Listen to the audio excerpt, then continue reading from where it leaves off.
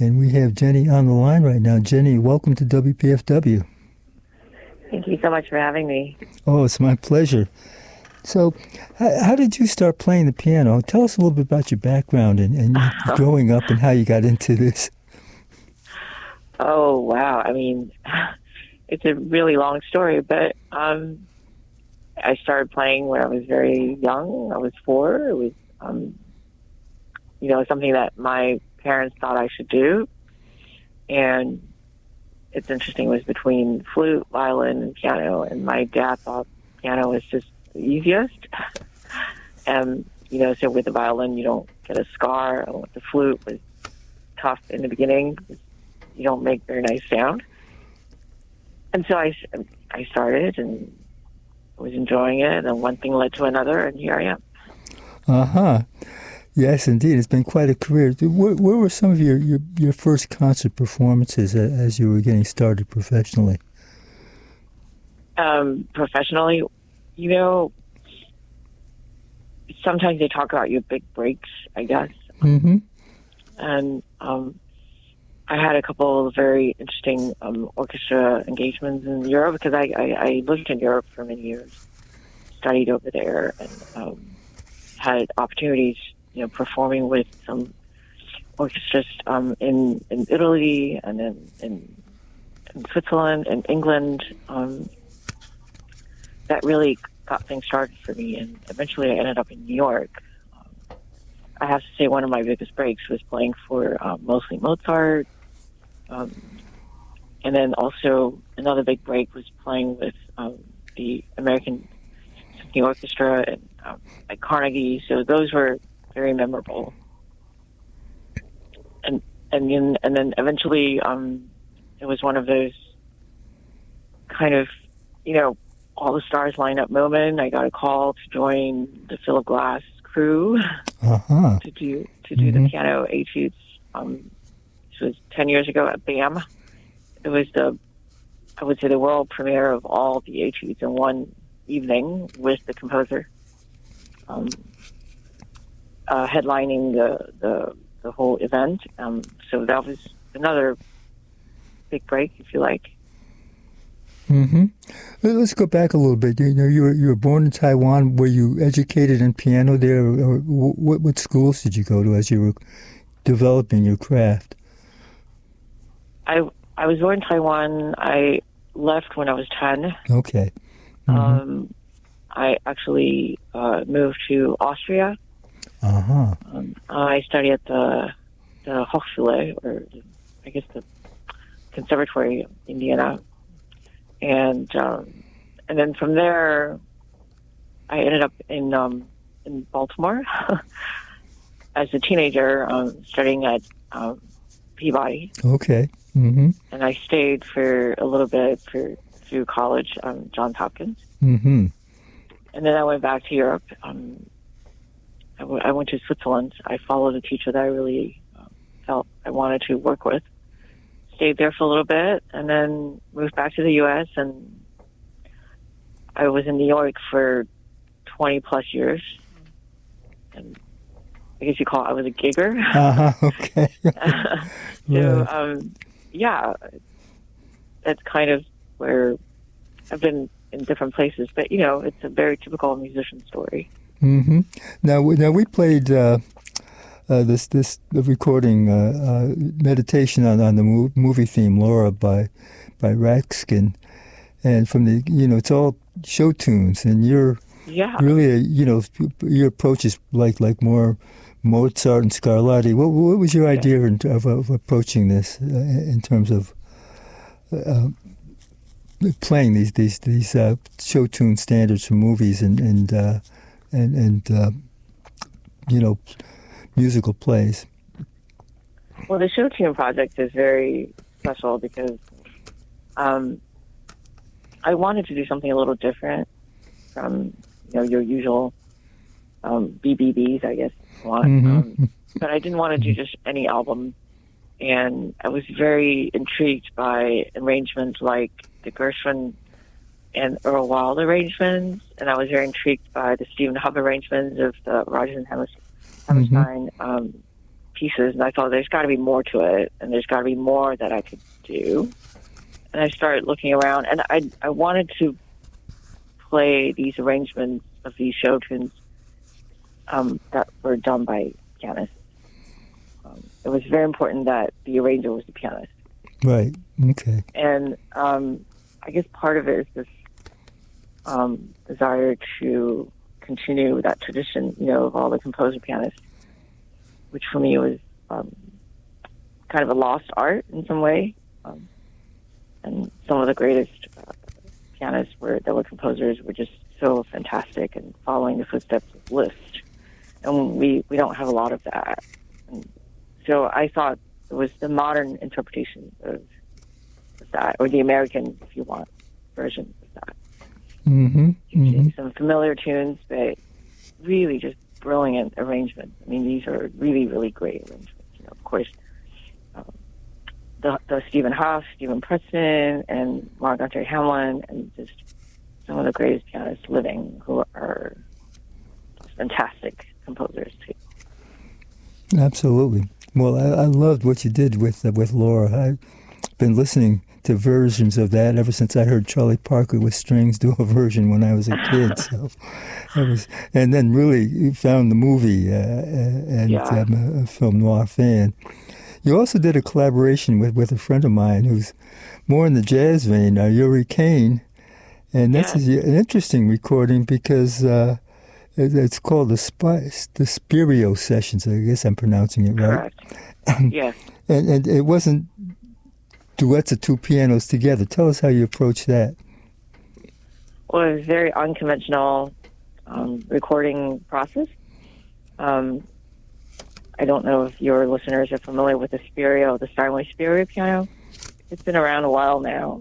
It's a high-resolution player piano, high-definition player piano system. And it's not like any other player piano system that I know. And if you didn't know it was a player piano, you would have never imagined that there's a machine inside the piano. And when Steinway came out with this instrument, it was able to record and then play back. And the playback was so loyal, and it was amazing. Everything was, velocity and touch and sound. Just such an amazing invention.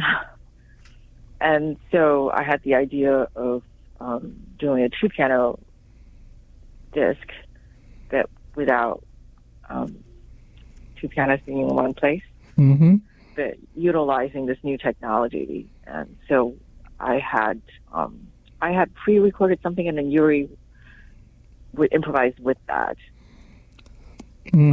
Okay. And it was truly a way to see if this could be done, and also a collaboration with Steinway when the Spirio piano first came out. So it was just incredible how successful it was. Okay. And how we were able to make a two piano recording with only one piano. Absolutely. Yeah. So, are you both performing on improvisations of Mozart Sonata? I don't improvise. I wish I could, but Yuri improvised. Oh, okay. So which over my material? Okay, but which one features both of you performing? Or is that everything on the recording? Yes, pretty much everything. Yes. Okay.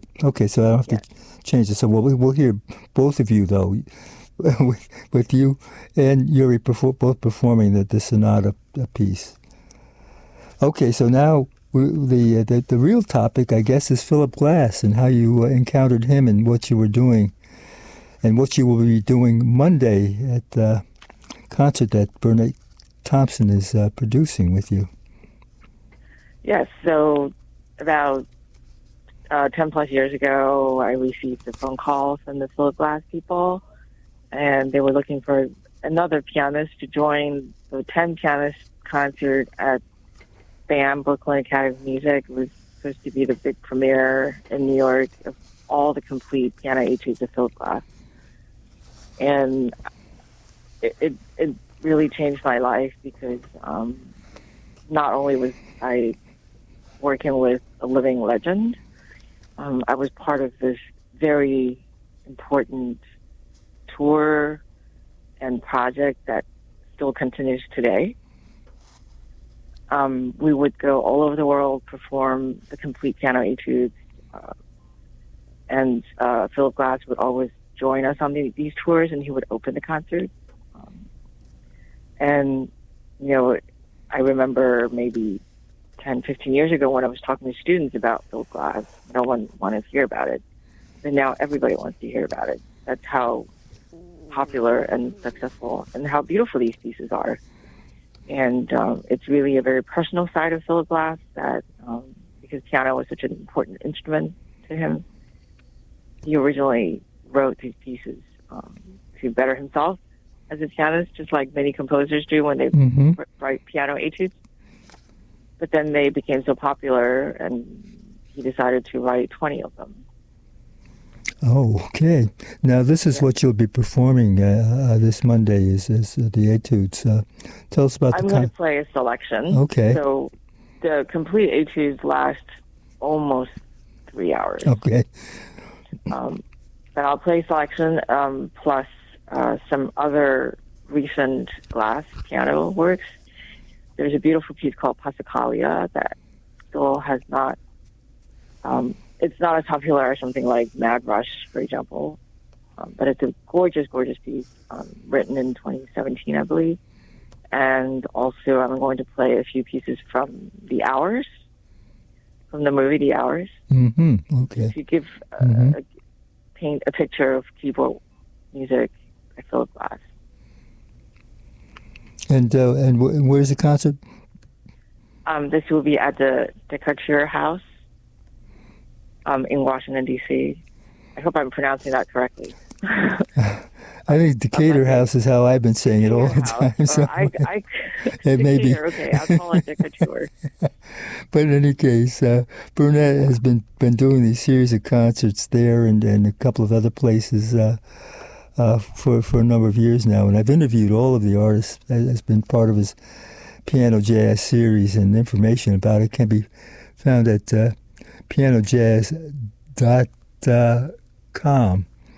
And again, it's really been a delightful series, and I'm really happy to see that you're part of it. So your current gig now has got you in Washington, D.C.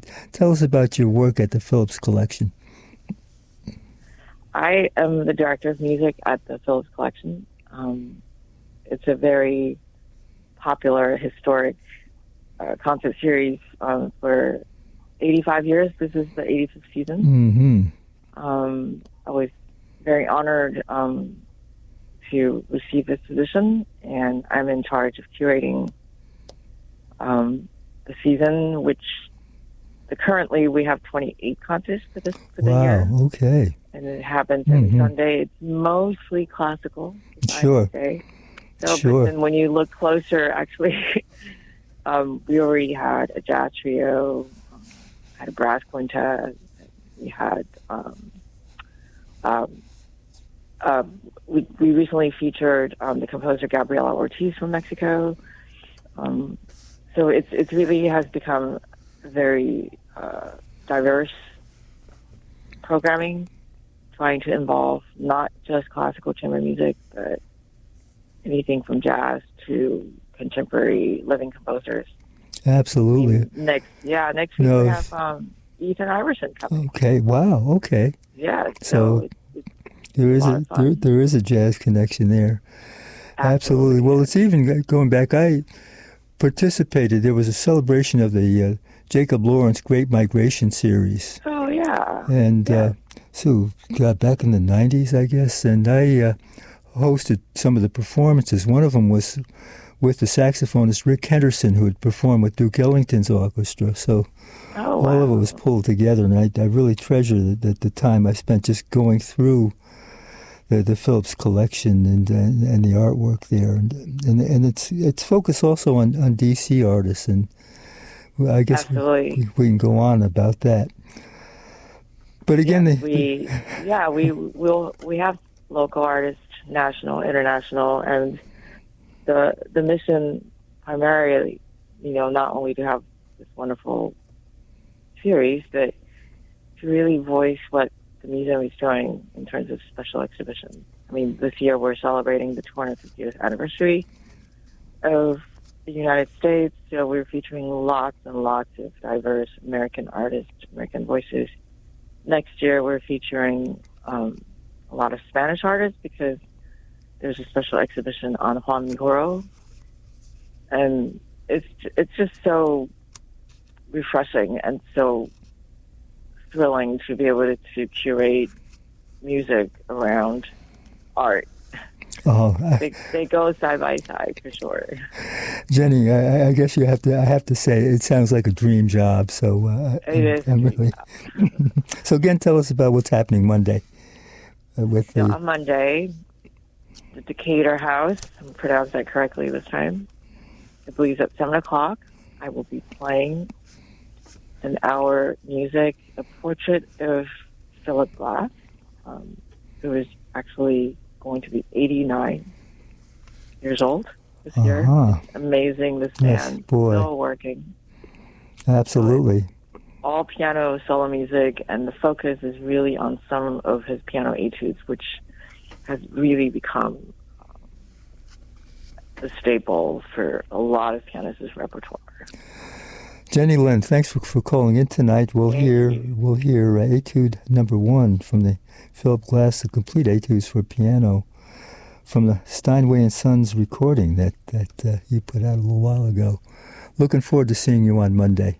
Enjoy. Thank you so much. Yeah. Mm-hmm.